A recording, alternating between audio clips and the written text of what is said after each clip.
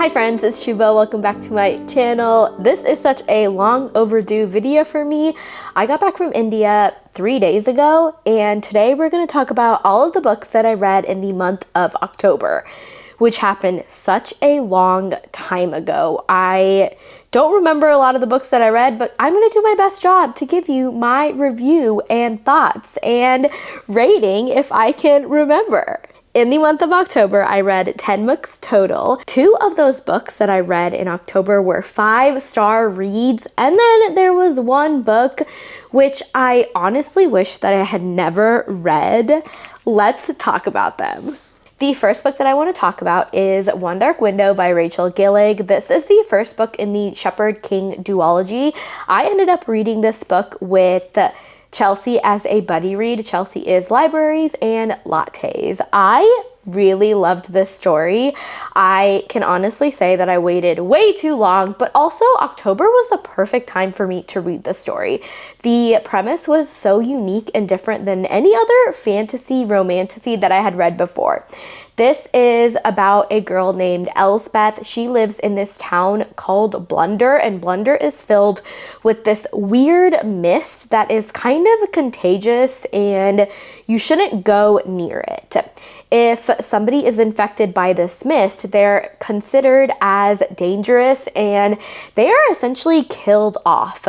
Elspeth grew up having been in contact with this mist, and she has this magical ability where she has this monster inside of her head. Think Venom from Venom. So Eddie Brock's Venom, which I found to be really fun as a storyline. The whole point of this story is that she and this monster have to kind of work together to get rid of the curse that she's put in and to save Blunder as well. Within this story, we do have a romantasy, which is the subplot of the whole story, which I really liked. I thought that this was more of a plot heavy story with a little bit of romance in it, especially in book 1. She ends up having to pretend that she's getting married to this guy named Raven, who is in relation to the king of Blunder, who is just a terrible human being, and he is killing off all of the infected. So weird premise, but fun, unique premise. I really loved Elspeth as a character. She's stubborn. She also has this inner monologue with her monster, which I found to be really fun and reminded me a lot of Venom and Eddie Brock. And I'm a big Marvel fan, so that really just brought me back into such a fun reading time.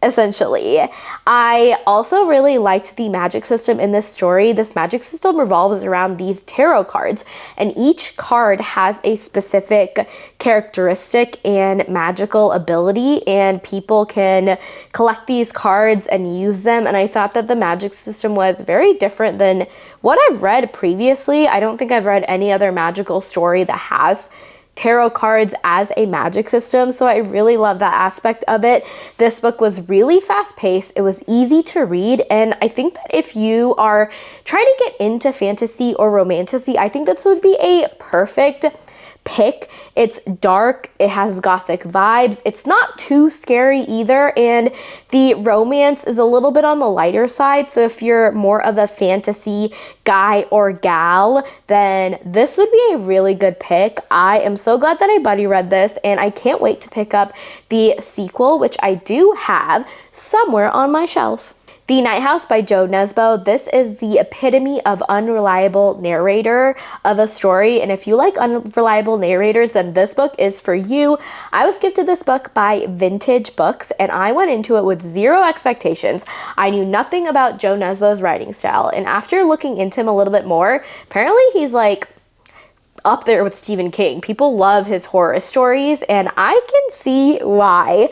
This is a story about a 14-year-old boy named Richard, and he ends up moving into this small town to live with his aunt and uncle because his parents die. So he is kind of this outcast and loner in his school and within town. He doesn't really have very many friends, and the one or two that he does hang out with, it's kind of on like a minimal. They aren't really that close of friends. One day, him and his friend are doinking around by this river, and then they see this telephone booth by a haunted house that ends up looking really creepy.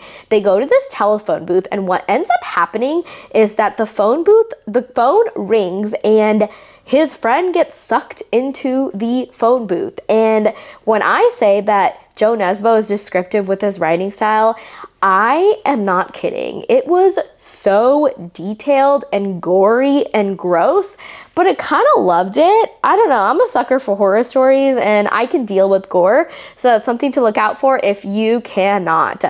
But after this happens, the cops and the rest of town don't really believe that this happened to Richard's friend. They are just trying to solve this murder mystery, and Richard has to now go out of his way to kind of figure out what ended up happening to his friend. While that starts to happen, there's all kinds of other mysterious, creepy, and eerie things that take place within this town ever since that he showed up, and everyone is blaming it on Richard, and as a 14-year-old, he's just a kid, right? So this is a story where we follow along Richard, who is also the unreliable narrator, maybe? And the story ends up with a banger. Oh my gosh, I did not see it coming at all, and I don't want to spoil anything for you, but unreliable narrator at its finest. I read this so quickly, I could not put it down. It was spooky and perfect for October and the fall vibes, and if you are into horror books, then I highly recommend this story because it took me by surprise, and I am so glad that I read his newest release. Remember when I said there was a book that I wish that I never read in the month of October? It's Raiders of the Lost Heart by Joe Segura. I ended up buddy reading this with Katie Marie, and we both came to the consensus that we hated it. I kid you not, I wasted my time on this book, and I'm really sad about it. The premise is super cool, and I think that the concept would have been really fun. This is a enemies to lovers story about our main character who goes on this Aztec expedition to unravel some ruins that have to do with her family, but then she gets stuck going on this expedition with an old classmate who she hates. They both hate each other, but then there's one tent, basically like a one bed trope, and it was just not good. It sounds good, but it was just not good. Our main character, her name is Corey, and I could not stand her. She is so insufferable. And then we have our main male character, who is Dr. Ford Matthews, so very Indiana Jones vibes, and he just sucks as a human being. He is sexist. He's just an awful guy, and I did not have a good time reading it at all.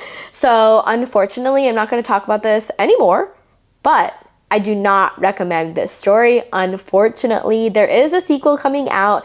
I will not be reading it. Katie did message me a few hours ago before me filming this, and she said that she didn't even finish the book. So we're just gonna leave it at that and take this how you will. If you've watched my previous vlogs, then you'll probably realize that I've already talked about all of these other books in other videos. I'm gonna run through them really quickly. In October, I did 2 different vlogs, and I read all of them at the very beginning of October, and now I am struggling to really remember what I read, but we're gonna do our best. I faced my fears and I read The Familiar by Leigh Bardugo. The reason why I say this is because I tried reading Ninth House a few months ago and I soft DNF'd it, and I've been afraid to pick up her writing ever since. But I did end up reading it in a 48-hour readathon, and I'm happy to say that it was good. It wasn't anything amazing and revolutionary, but I had a good time at the time that I read it. This is a story that takes place in the Spanish Golden Age era. Our main character, Luzia, she has this magical abilities that she has to hide from the rest of the world. She is a scullery maid for this family who are just not really great people, and they end up finding out her powers, so now they're using Luzia to gain fame, money, and access to power. That's really all I remember about the story, unfortunately. I don't remember the middle of the story, but then I remember the end of the story, and I remember liking the end of the story. During the middle of the story, Luzia ends up having to compete with some other contestants to win the eyes of the king, and then she meets this familiar, hence the name Familiar, and they kind of have to work together for Luzia to win, and then Luzia also finds that she has romantic feelings for this Familiar, and things were really sweet at some point. And then the end of the story was kind of like this happy ending that tied everything together, and it was a good book. It is kind of hefty of a story, so I'm not sure if I would recommend it. I would say if you've read Leigh Bardugo's stories before and you like them, then definitely pick this up. It was great for the spooky October vibes. I'm not necessarily sure if I would recommend it because I don't really remember a lot of it. It happened during 48 hours, and I liked it. It was good. It was good. That's all I'm gonna really say. And I'm sorry that my descriptions were just kind of not that great. October happened a really long time ago. I will say though, Leigh Bardugo does a really good job of describing the setting and the scenes of this gothic historical fantasy that we have here. I didn't really know much about the Spanish Golden Age era going into reading the story, so I thought that the historical events and what was happening in the story was super interesting, and I found that she described things really well for me to understand the context of the situation during this time period that we are in. So I thought that was really done well, and I did appreciate that with this story since this is a very historically heavy book. Okay, now I'm done. So Thirsty by Rachel Harrison. I loved this book. I am thirsty for this book. I want to read this book again and again and again. It is a short and sweet book, and I wish it was longer. This is such a fun vampire story that kind of takes place in today's society. Our main character, I forget her name. Give me a second. Sloane. It is her birthday, and she and her best friend, who haven't really connected in quite some time, they end up going on this trip together, a girls trip, girls weekend. What could go wrong? They're having a blast. They're going out on the town. They end up meeting this group of people and going to a house party, and turns into a bloody mess. Literally, vampires are involved, and I ate everything up in the story. I think that Rachel Harrison's writing style is really quirky and just easy to read and fast-paced and compelling. This is a story about sisterhood and family and friendship, but also vampires, so it's very unique in that way. I really enjoyed the story because I could relate to Sloane and then Sloane's best friend, who is Naomi. They both were just really fun characters, and it reminded me of my best friends going out on girls trips. So when I say that vampires involved, they get into this situation that it's really a life or death situation, and I'm just gonna say it at that because I don't want to spoil the story. And the reason why I didn't give this a 5 out of 5 is because I wish it was longer. It needed to be longer. I needed more of Sloane and Naomi and their relationship, and I loved it a lot. If you like vampire stories, if you love fiction stories with vampires and just a good fun party of a time, then this is for you. I have never read Rachel Harrison's other writing before, but I know she's the author of Black Sheep, and now I need to pick it up. It was really good. I'm so glad that I ended up picking this up from Aardvark Book Club. This next one I'm a little sad about. It is The Paris Apartment by Lucy Foley. My really good friend gifted this book to me when I first started my YouTube channel because she said she really enjoyed this thriller, and I had high hopes and expectations, but I didn't like it at all. I ended up giving it a 3 out of 5 during my 48-hour readathon video when I vlogged it, but now when I think about it, I'm gonna give it a 2 out of 5 because 1, I don't really know what happened in the story, and 2, I just didn't enjoy it. Looking back at all of the other books that I read in October, this was more on the lower end of the spectrum. This book is a story about a girl who ends up visiting her brother in Paris and at this apartment, and she finds out that her brother is missing.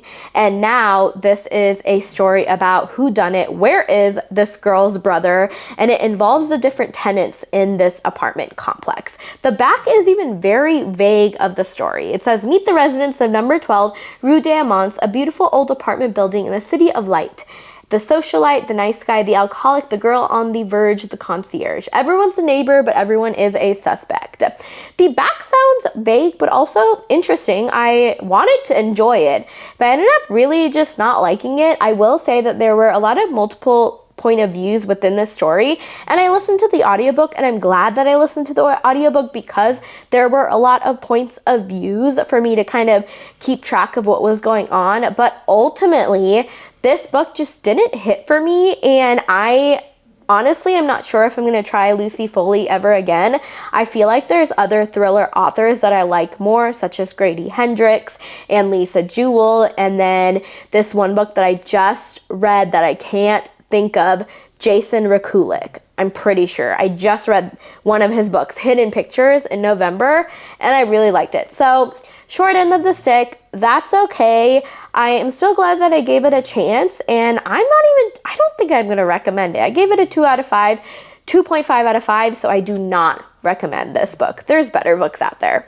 Phantasma by Kaylie Smith. This is a debut novel, which is supposed to be like Caraval meets Throne of the Fallen. I never read Throne of the Fallen, but I loved the Caraval trilogy, so I was really excited to pick up this dark gothic romantasy, and there were a lot of high praises. I would say too many high praises, but let's just back up a little bit and talk about what this story is about. This story is about Ophelia and Ophelia's sister, who they just found out that their mom died, and there's little time to grieve. They have inherited her mom's belongings and home, and that also includes debt, unfortunately. And Ophelia and her sister have these magical powers as well, which kind of lead into the story as we keep reading.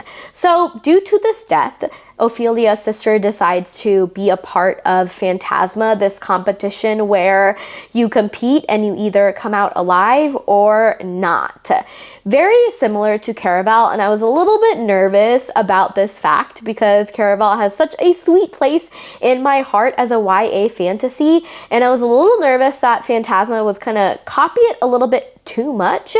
For this book, there were really high praises. People were saying it's the next best thing, and so I maybe had a little too high of expectations.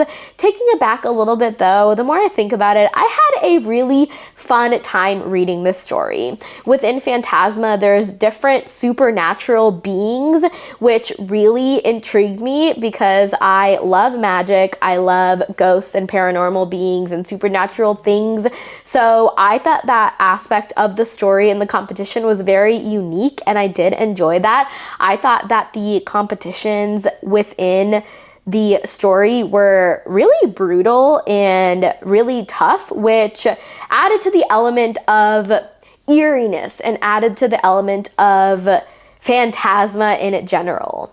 Our main character, Ophelia, she ends up attending Phantasma because she's trying to save her sister, and now she has to compete in these different events, and she also ends up meeting this phantom. So if you like Danny Phantom growing up, then this book might be for you.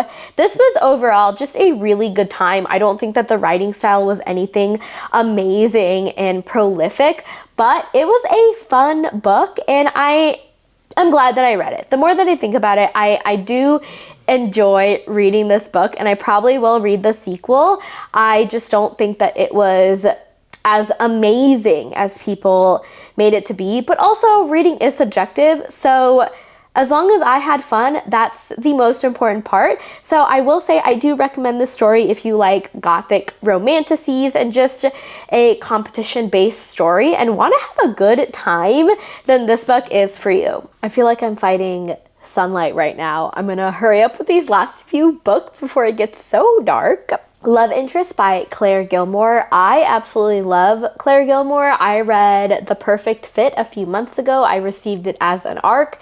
It should be out by now. So I was really excited to read this book as a book that Haley fam recommends. I recently just uploaded this video if you haven't watched it yet, but I don't remember a lot of this book, so what I'm about to say might just be ramblings, and you should just watch that video instead because I do a better job at describing what this book is about. Anyway, this is a story about our main character. Her name is Casey. She is a financial analyst at a company. She's wanting to pursue a more creative role as a project manager. So she applies for this position in a different department. She thinks she's going to get it, but then lo and behold, Alex Harrison shows up and he ends up getting the job. We already have rivals to lovers, maybe. We have an office forced proximity situation. Casey and Alex both already don't like each other because of what has happened, and now they are put into the same project working on this YouTube series together, and that's how they start to get to know each other. And there's workplace politics and drama within this story that kind of revolves around Alex Harrison.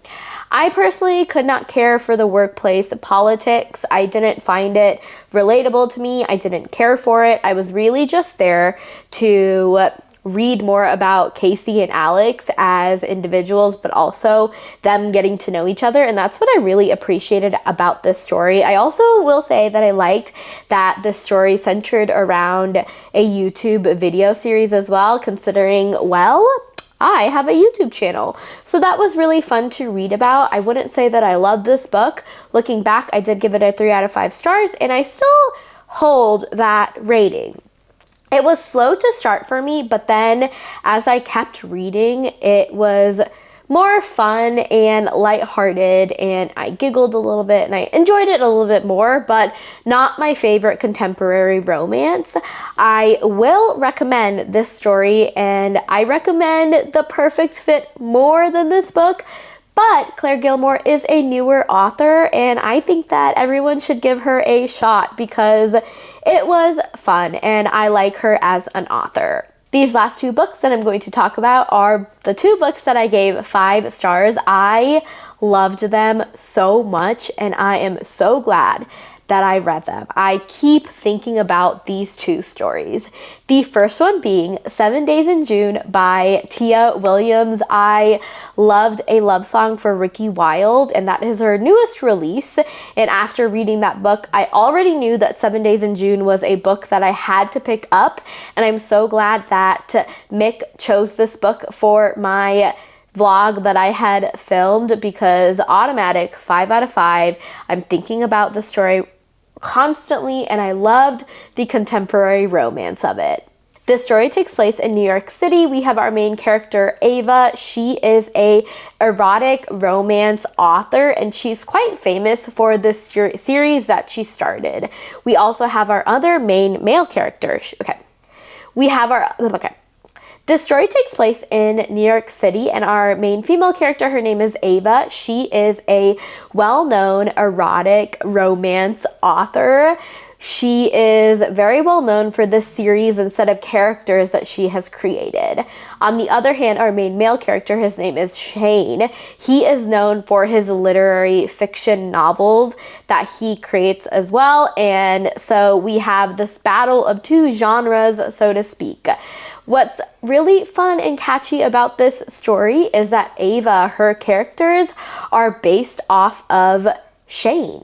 What's really unique about this story and the catch is that Ava's main male character is based off of Shane, and Shane's main female character is based off of Ava.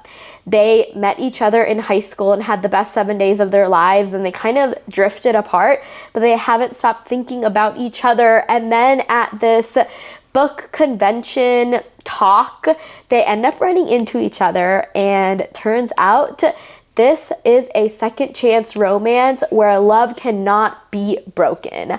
I loved Ava as our main female character. I think that she is the perfect non-perfect human being.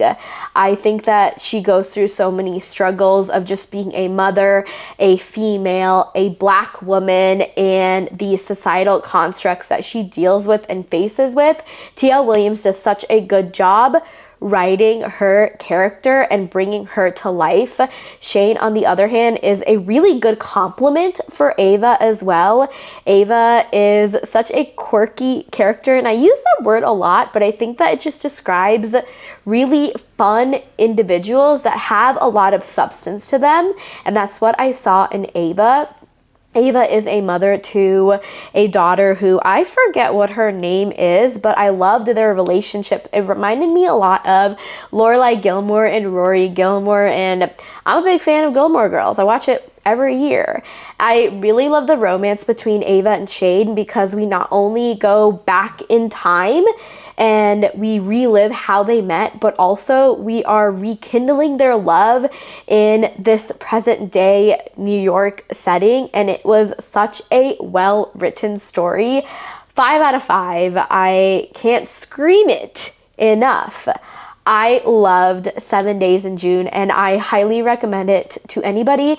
I actually love it more than A Love Song for Ricky Wilde. I just think that it was just so beautiful. T.L. Williams tugs at your heartstrings. T.L. Williams makes you feel the emotions that our characters are going through, and I loved it. I loved it. I cried after reading it. Well, while reading it, I'm thinking about Ava and Shane. I just hope they make it into a film or show of some sort, because I would watch it over and over again. It was really good. I loved it a lot. You should read it. This last book is a book that I've been putting off for way too long, and it is The Invisible Life of Addie LaRue by V.E. Schwab. This book was recommended to me, picked to me by Taylor Tippett in that same vlog where I read my favorite booktubers' favorite books. And I give this a 5 out of 5 stars. Taylor is not wrong. This is a story about a girl named Addie LaRue in France, 1714, where she is just a girl who doesn't want to grow up. She doesn't want to be tied down to societal expectations. She doesn't want to get married and be stuck in France and have children. She wants to explore the world. She wants to see things and experience things. So on the night of her wedding, she ends up making a deal with the devil, supernatural being. We don't really know. Well, I don't want to tell you. So we don't really know. And she ends up living forever. So we follow Addie LaRue as she is living through the same day within decades and decades later. And over a span of 300 years, we are experiencing Addie LaRue's life from her point of view. There's heartbreak, there's love, there's loss, there's friendship, there's sadness, there's beauty in everything that she's experiencing and what we get to read from. And V.E. Schwab has a beautiful sense of writing style where you are just sucked into the story. Fun fact, I ended up DNFing this book a very long time ago. A few years ago, I read 50 pages.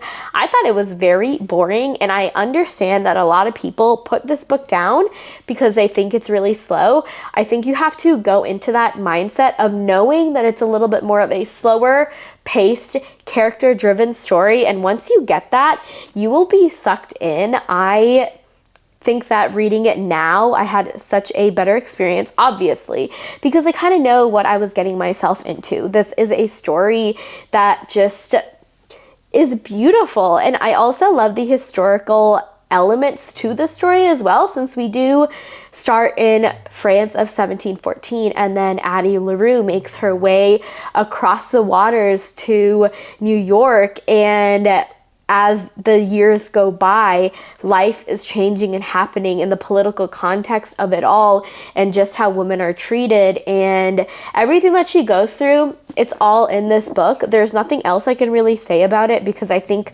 you have to just read this book. The Invisible Life of Addie LaRue has just altered my chemistry. It's so good, and I can't wait to read this story again, maybe in like a year.